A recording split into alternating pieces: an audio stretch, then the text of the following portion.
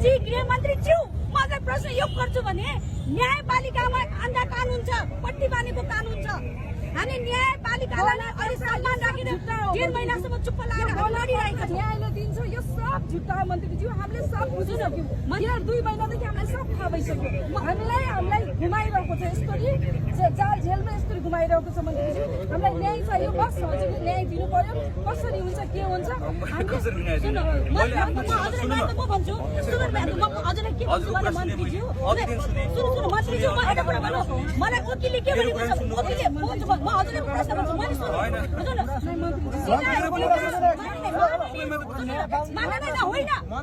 होइन पीडितको आवाज सुन्नलाई आज गृहमन्त्रीज्यू आइसकेछ।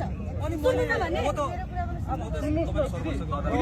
सीतावादीको काम के हो? मलाई प्रश्न बुझाइदिनु। सीतावादीजीको काम के हो? मन्त्रीज्यूले भन्दै माननीय सीतावादीको काम के हो?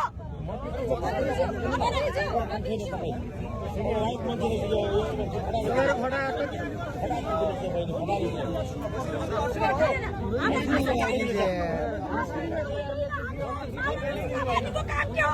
दलितहरूको काम के हो? भाग्नुपर्छ।